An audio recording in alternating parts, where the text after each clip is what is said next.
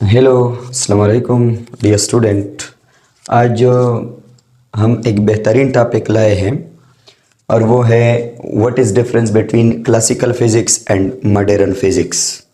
मतलब classical physics versus modern physics. आप इसको आखिर तक देखिए, इंशाल्लाह आपको पसंद आ जाएगा। स्टार्ट करते हैं। What is difference between classical physics and modern physics, या क्लासिकल फिज़िक्स और मॉडर्न फिज़िक्स की आप क्या कर ले, मुकाबला कर ले कि इसमें क्या फ़र्क है, इन दोनों की कंपैरिजन कर ले। तो first of all classical physics है। क्लासिकल फिज़िक्स को ओल्ड फिज़िक्स भी कहा जाता है, इसको न्यूटोनियन फिज़िक्स भी कहा जाता है और इसको बिफोर 20th सेंचुरी फिज़िक्स भी कहते हैं। यानी 20वीं सदी से जो पहले फिज़िक्स है, 19वीं सदी में, 18वीं 17वीं सदी में, उसको क्लासिकल फिज़िक्स कहते हैं। न्यूटोनियन फिज़िक्स इसको भी कहा जाता है और ओल्ड फिज़िक्स भी इसको कहा जाता है। वाइल मॉडर्न फिज़िक्स को आप एडवांस्ड फिज़िक्स भी कह सकते हैं और न्यू फिज़िक्स भी कह सकते हैं, क्वांटम फिज़िक्स भी इसको कह सकते हैं, या आफ्टर 19th सेंचुरी वाला जो फिज़िक्स है, मतलब कि 20वीं सदी के स्टार्ट में जो फिज़िक्स आया हुआ है, 1901 में प्लैंक क्वांटम थ्योरी से जो फिज़िक्स स्टार्ट हुआ है।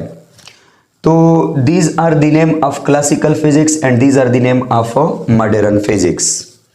अब हम क्लासिकल फिज़िक्स की तरफ आते हैं। क्लासिकल फिज़िक्स क्या है? It is the study about macro particle and slow moving particle. Classical physics में हम दो किस्म के पार्टिकल पढ़ते हैं, एक मैक्रो पार्टिकल पढ़ते हैं और दूसरा स्लो मूविंग पार्टिकल पढ़ते हैं। मैक्रो पार्टिकल का मतलब यह है कि इसकी जो साइज़ होता है, पार्टिकल की जो साइज़ होता है, very large compare to atomic particle. Atomic particle के मुकाबले में इस क्लासिकल फिज़िक्स में जो हम पार्टिकल पढ़ते हैं उसकी साइज़ एटॉमिक पार्टिकल के मुकाबले में बहुत ही लार्ज होता है। जैसा कि ये पेन एटॉमिक पार्टिकल के मुकाबले में, इलेक्ट्रॉन, प्रोटॉन, न्यूट्रॉन, एटम्स के मुकाबले में बहुत ही लार्जर साइज़ वाला है, तो ये पेन मैक्रो ऑब्जेक्ट कहलाता है। तो इस तरह जो चीज़ें आप अपनी आंखों से देखते हैं उनको हम मैक्रो ऑब्जेक्ट कहते हैं। तो एक तो क्लासिकल फिज़िक्स में हम मैक्रो ऑब्जेक्ट को पढ़ते हैं, मतलब कि हम अपनी आंखों से इसको देख सकें। दूसरा, speed is very slow, very low speed. Very low speed का मतलब कि दे मूविंग वेरी स्लो, मतलब कि speed of the particle which is studied in classical physics is negligible with respect to speed of light. speed of light के मुकाबले में जो particle है क्लासिकल फिजिक्स में, उसकी स्पीड नेग्लिजिबल होना चाहिए, मतलब कि ज़ीरो होना चाहिए। मतलब कि v speed of the particle is very very less than c क्या है? स्पीड ऑफ लाइट है। तो स्पीड ऑफ लाइट से पार्टिकल की स्पीड बहुत ही कम होता है क्लासिकल फिजिक्स में। मतलब आप कहेंगे कि सर जी कितना स्पीड, लो स्पीड तो है स्पीड ऑफ लाइट के मुकाबले में, लेकिन कितना स्पीड? मतलब इसको आप कह सकते हैं डेली लाइफ स्पीड। जो डेली लाइफ स्पीड है, डेली लाइफ में बॉडीज़ की जो स्पीड है, जैसा कि मोटर कार की स्पीड, ट्रेन की स्पीड, जहाज़ की स्पीड, ये स्पीड जो है ये लो स्पीड है स्पीड ऑफ लाइट के मुकाबले में, और इस स्पीड को हम क्लासिकल फिजिक्स में कंसीडर करते हैं। स्पीड ऑफ लाइट से कितना कम होना चाहिए? क्लासिकल फिजिक्स में जो ऑब्जेक्ट की स्पीड होता है, v is less than 1% of speed of c। मतलब कि speed of object classical physics में c स्पीड के 1% से भी कम होता है। स्पीड ऑफ लाइट के 1% स्पीड से भी ऑब्जेक्ट की स्पीड जो है वो क्या है? कम होता है क्लासिकल फिजिक्स में। 1% स्पीड ऑफ लाइट कितना होता है? आपको पता है कि स्पीड ऑफ लाइट जो है ये 30 करोड़ मीटर पर सेकंड है या 3 लाख किलोमीटर पर सेकंड है। 30 करोड़ मीटर पर सेकंड या 3 लाख किलोमीटर पर सेकंड, मतलब मीटर को किलोमीटर में कन्वर्ट कर ले तो 3 लाख किलोमीटर पर सेकंड बनता है। तो ये स्पीड ऑफ लाइट है किलोमीटर पर सेकंड में, तो इसकी 1% कितना बनता है? 3000 किलोमीटर पर सेकंड। मतलब कि क्लासिकल फिजिक्स में जो पार्टिकल की स्पीड होता है वो 3000 किलोमीटर पर सेकेंड से भी कम होता है, जो कि 1% ऑफ स्पीड ऑफ लाइट बनता है। अब अगर एक ऑब्जेक्ट है उसकी speed 1% of speed of light से बढ़ जाता है तो इसको हम क्लासिकल फिजिक्स में नहीं ले सकते। क्यों नहीं ले सकते ये हम आगे पढ़ेंगे। तो मतलब कि क्लासिकल फिजिक्स में हम उन ऑब्जेक्ट को पढ़ते हैं जो कि इसकी साइज लार्ज है एटॉमिक पार्टिकल के मुकाबले में, और इनकी जो स्पीड है वो स्पीड ऑफ लाइट से बहुत ही कम है। स्पीड ऑफ लाइट का 1% से भी कम होता है। 1% ऑफ स्पीड ऑफ लाइट कितना आता है? 3000 किलोमीटर पर सेकेंड। तो 3000 किलोमीटर पर सेकेंड से भी कम स्पीड के साथ ये मूव करते हैं। This is the classical physics. Advance physics या मॉडर्न फिजिक्स की तरफ अगर हम आ जाते हैं तो modern physics it is the study about micro particle and fast moving particle.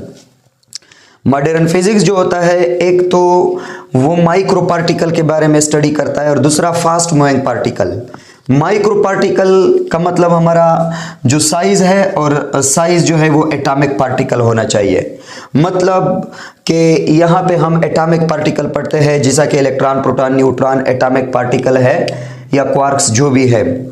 मतलब कि हम इसको अपनी आंखों से नहीं देख सकते, इसको हम सिर्फ ऑब्जर्व कर सकते, डिटेक्ट कर सकते experimentally with technique, with the help of devices, detector.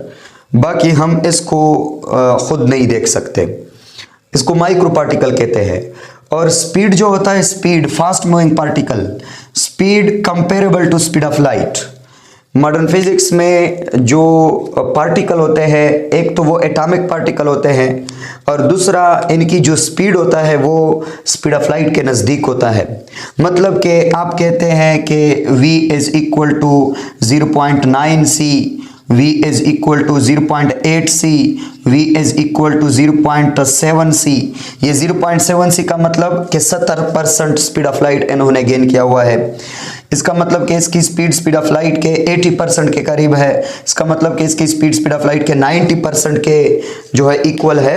तो इस तरह ऐसे लार्जर स्पीड जो है वो हम, हाई स्पीड जो है वो हम मॉडर्न फिजिक्स में लेते हैं। मतलब कि यहाँ पे जो स्पीड्स है ऑब्जेक्ट की वो स्पीड ऑफ लाइट के करीब होता है।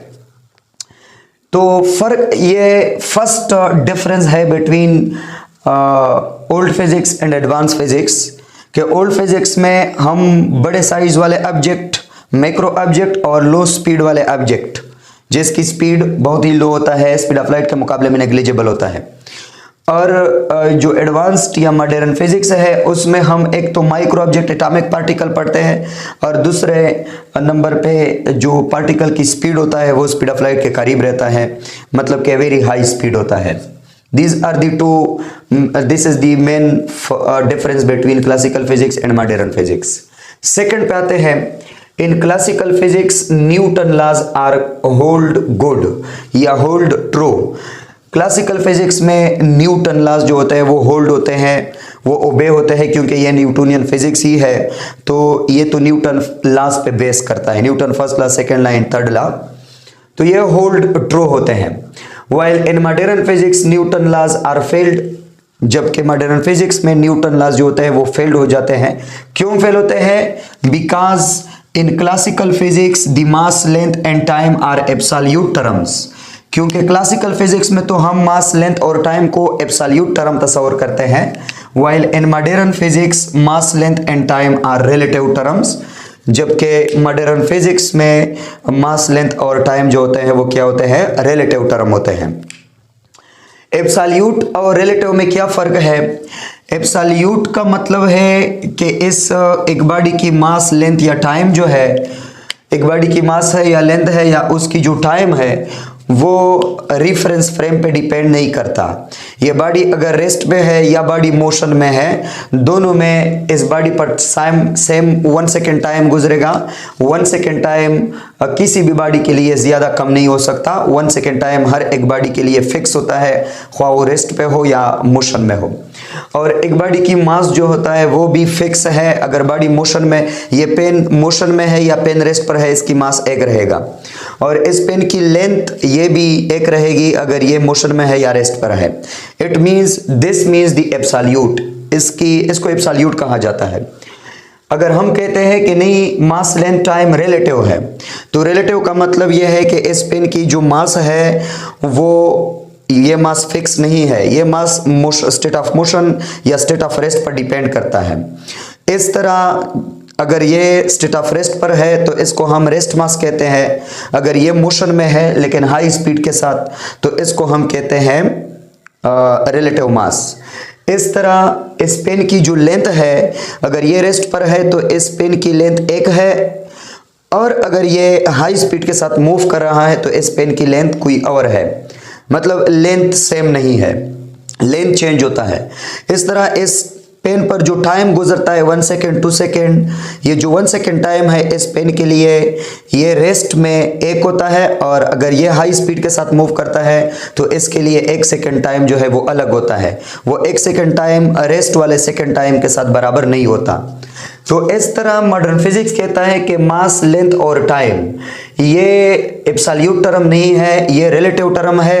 किसी भी बॉडी की मास कम ज़्यादा हो सकता है, स्टेट ऑफ मोशन और स्टेट ऑफ रेस्ट पर डिपेंड करता है, और किसी भी ऑब्जेक्ट की लेंथ कम ज़्यादा हो सकता है, ये स्टेट ऑफ मोशन और स्टेट ऑफ रेस्ट पर डिपेंड करता है। और किसी बॉडी के लिए जो टाइम गुजर रहा है ये तेज़ भी गुजर सकता है और स्लो डाउन भी हो सकता है, ये भी स्टेट ऑफ मोशन और स्टेट ऑफ रेस्ट पर डिपेंड करता है। लेकिन क्लासिकल फिजिक्स कह रहा है कि नहीं, मास लेंथ टाइम जो है ये तीनों एब्सोल्यूट है, ये किसी स्टेट पर या किसी रेफरेंस फ्रेम पर डिपेंड नहीं करता। ये क्लासिकल फिजिक्स क्यों कहता है कि ये एब्सोल्यूट है? क्योंकि क्लासिकल फिजिक्स में डेली लाइफ स्पीड है, मतलब कम स्पीड है, लो स्पीड है, तो लो स्पीड के लिए मास लेंथ टाइम में जो चेंजेस आते हैं वो तकरीबन नेग्लिजिबल होते हैं, इसलिए वो कहता है। लेकिन मॉडर्न फिजिक्स कहता है कि नहीं, अगर आपकी स्पीड बहुत ही ज़्यादा स्पीड हो जाए, मतलब आप ज़्यादा वेरी हाई स्पीड को गेन कर ले, स्पीड ऑफ लाइट के नज़दीक आप स्पीड गेन कर ले, तो आपकी जो मास लेंथ टाइम है वो एब्सोल्यूट नहीं रहते, वो बाई सफिशिएंट अमाउंट चेंज हो जाते हैं। तो इस तरह न्यूटन ने मास लेंथ टाइम को फिक्स किए हुए है, लेकिन मॉडर्न फिजिक्स में मास लेंथ टाइम ये फिक्स नहीं है बल्कि वेरिएबल है। तो इसलिए हम मॉडर्न फिजिक्स में न्यूटन लॉस को अप्लाई नहीं कर सकते। This is the second one difference between classical physics and modern physics।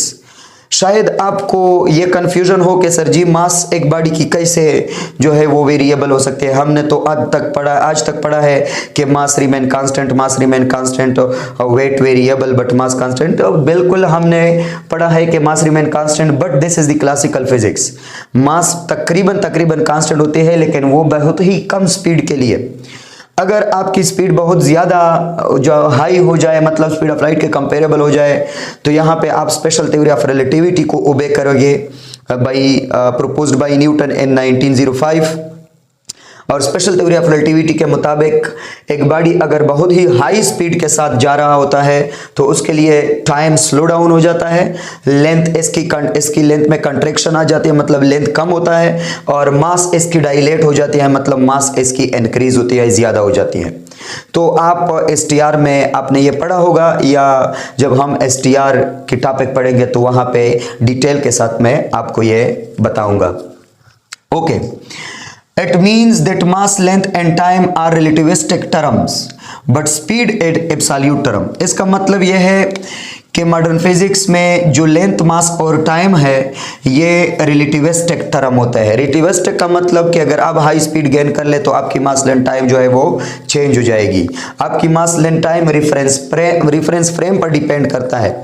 अगर रिफरेंस फ्रेम हाई स्पीड के साथ मूव करता है तो लेंथ, मास और टाइम इस रिफरेंस फ्रेम में अलग है। अगर एक रिफरेंस फ्रेम रेस्ट पर है तो रेस्ट रिफरेंस फ्रेम में मास लेंथ टाइम अलग है। तो ये मास लेंथ टाइम जो है ये रिलेटिविस्टिक टर्म है, ये एब्सोल्यूट टर्म नहीं है। क्लासिकल में एब्सोल्यूट इसलिए इसको कहा जाता है क्योंकि वो स्पीड लो होता है और स्पीड की इफेक्ट जो है वो मास लेंथ टाइम पर नेग्लिजिबल हो जाती है।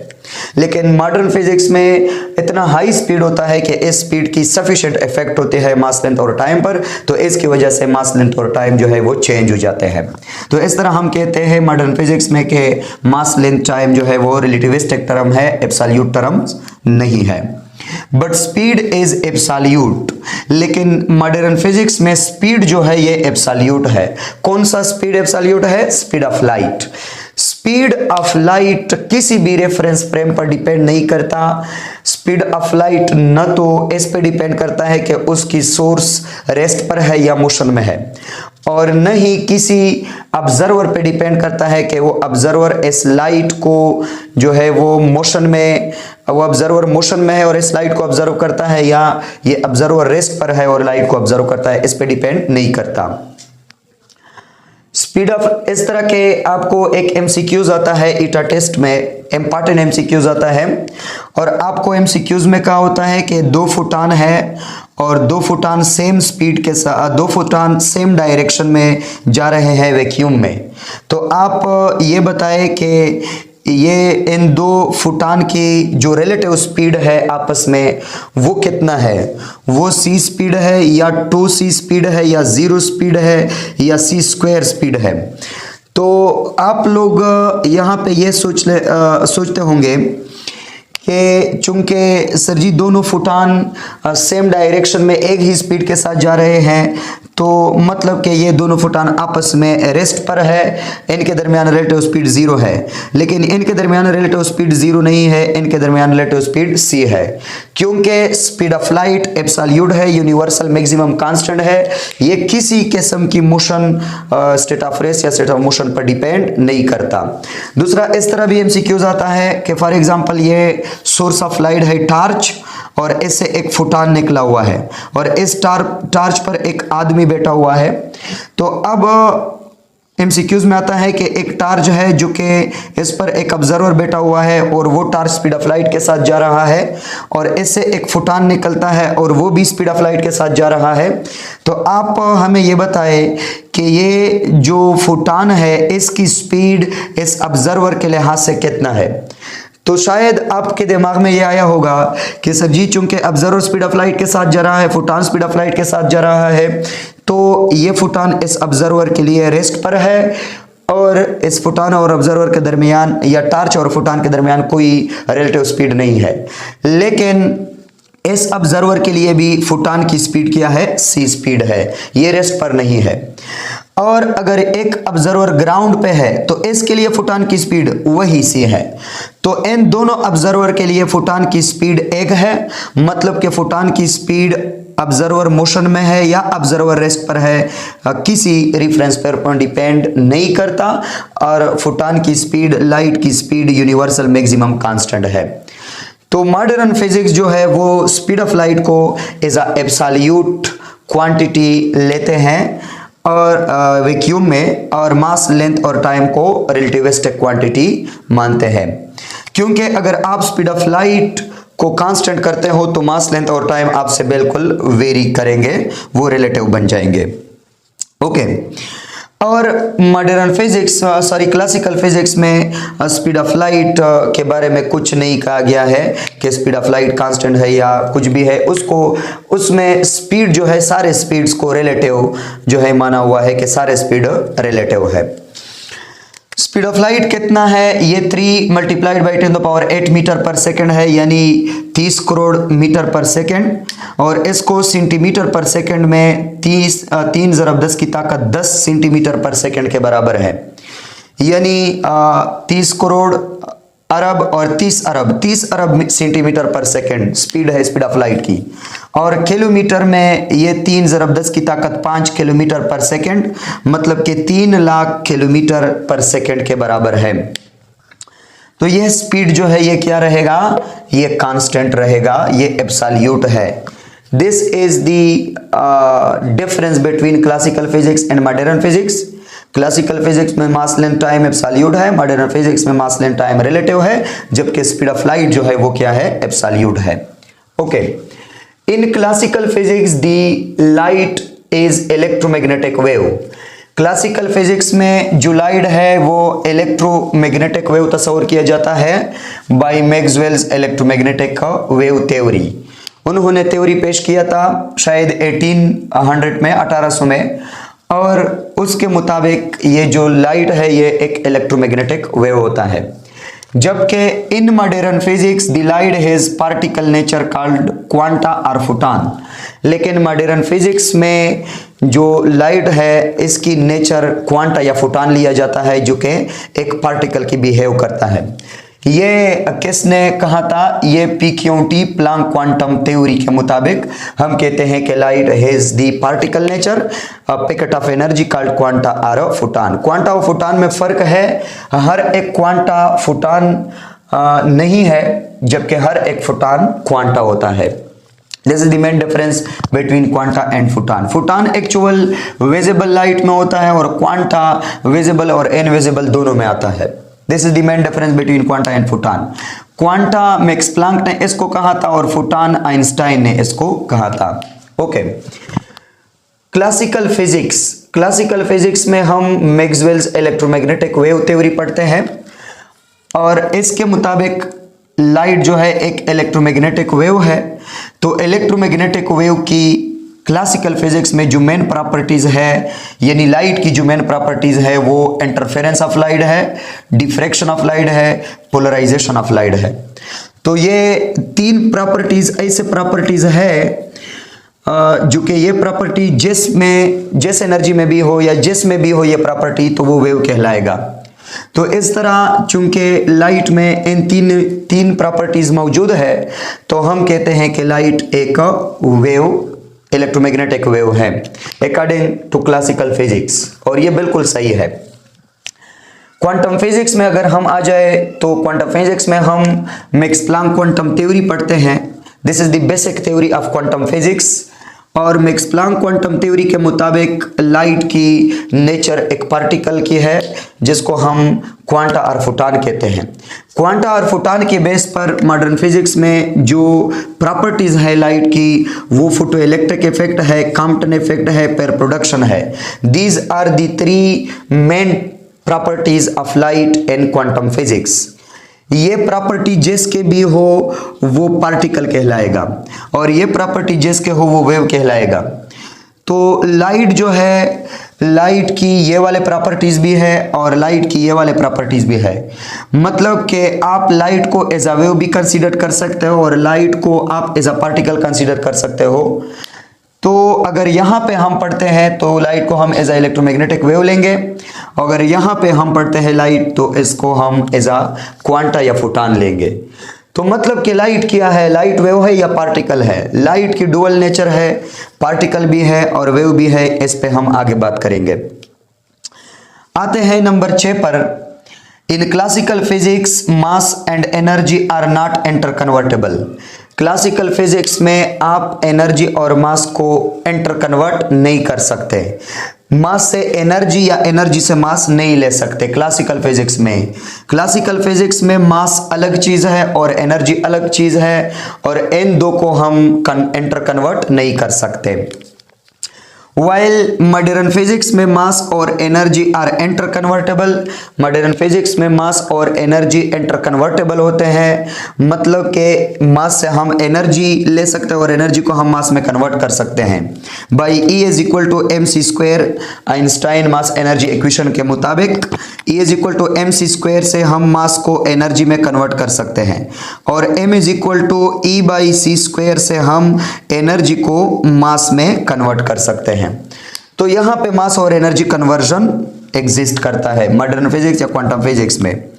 क्लासिकल फिजिक्स में uncertainty principle, Heisenberg uncertainty principle is not applicable.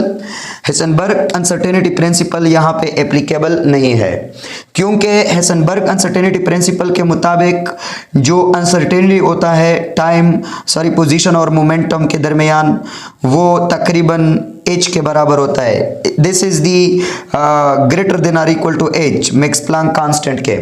और क्लासिकल फिजिक्स में या आप एनर्जी और टाइम के दरमियान भी अनसर्टेनिटी प्रिंसिपल को अप्लाई कर सकते हो, इक्वल और ग्रेटर देन h। तो मैक्सिमम अनसर्टेनिटी h के बराबर होती है और h की जो वैल्यू है वो 10 की ताकत -34 में है। मतलब कि ये इतना कम वैल्यू है कि क्लासिकल फिजिक्स में इस वैल्यू कोई जो है अहमियत नहीं है।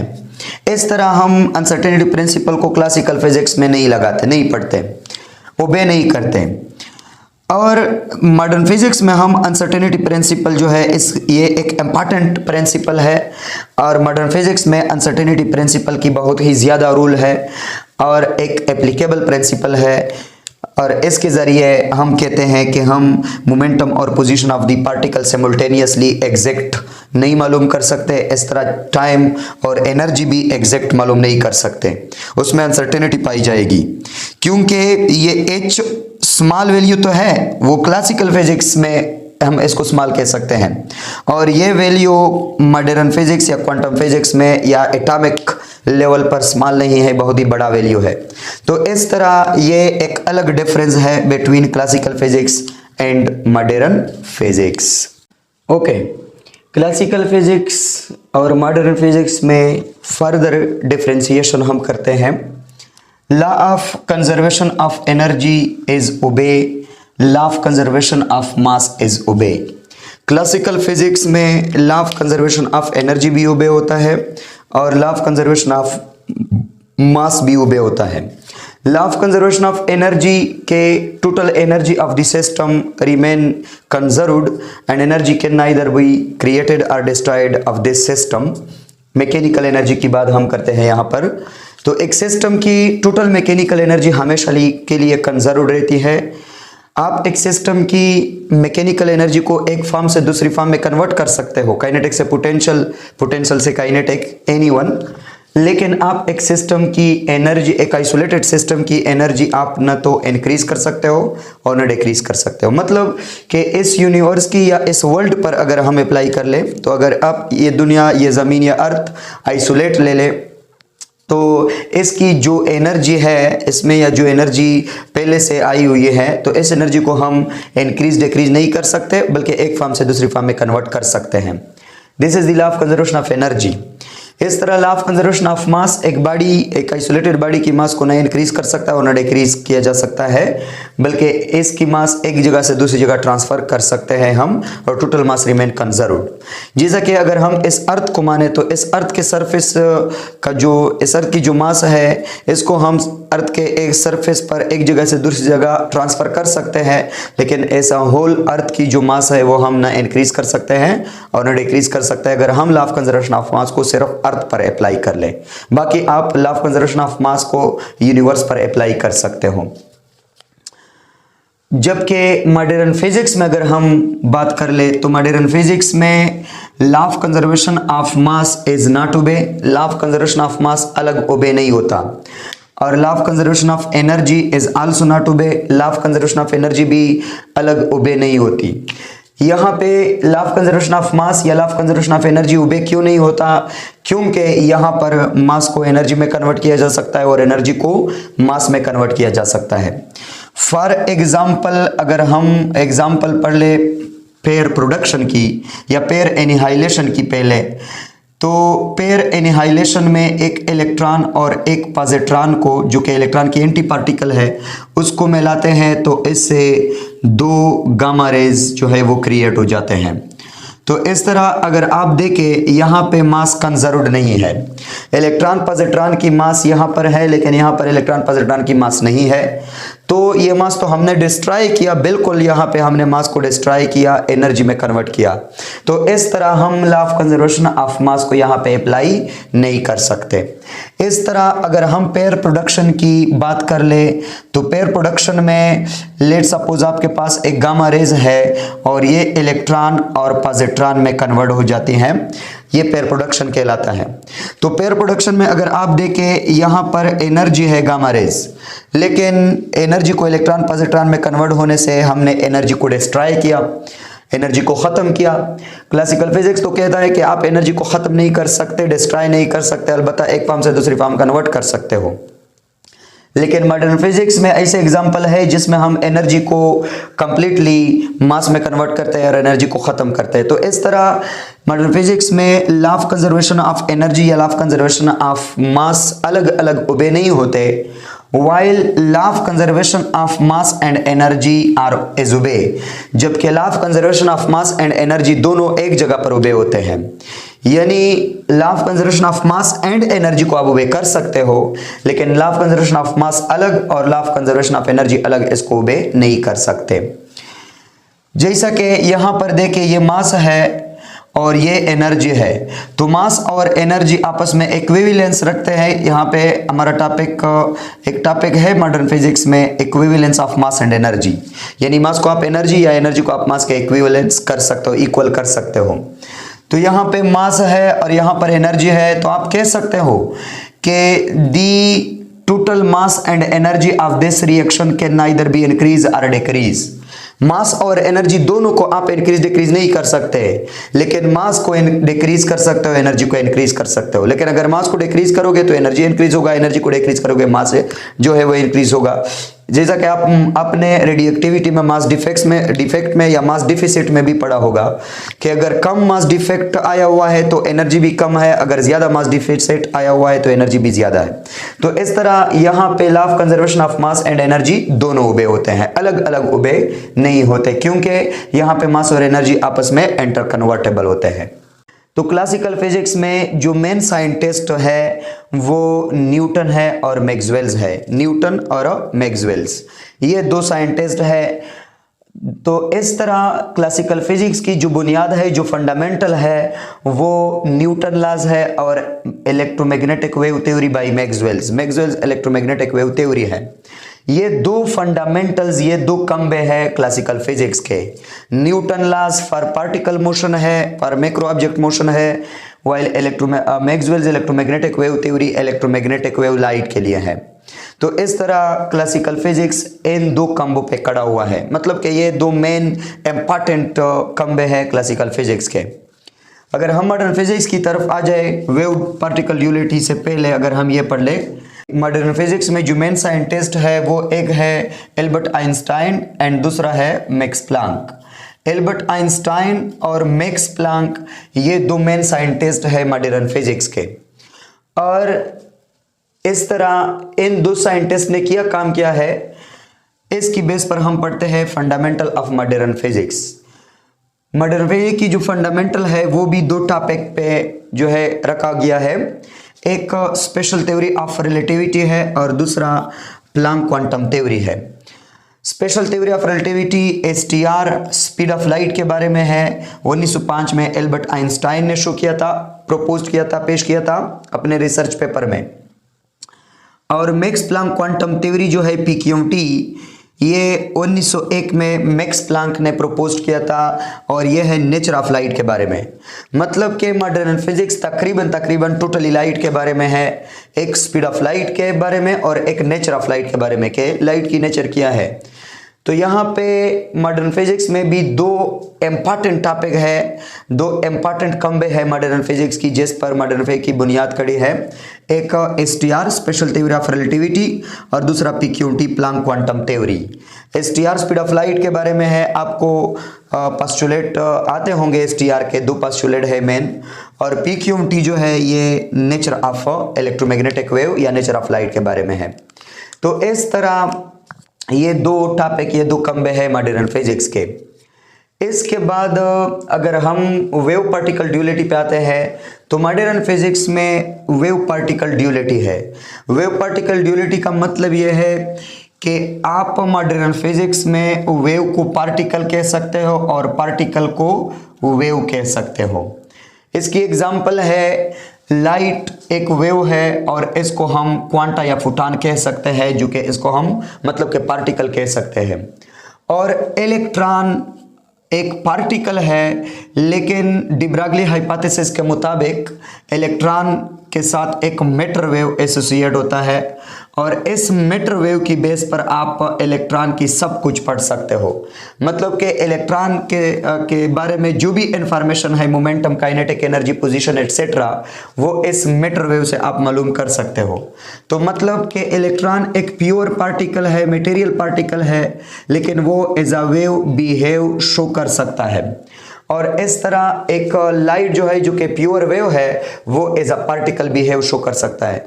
तो मतलब कि मॉडर्न फिजिक्स में, एडवांस्ड फिजिक्स में वेव और लाइट ये एक ही चीज के दो एस्पेक्ट है।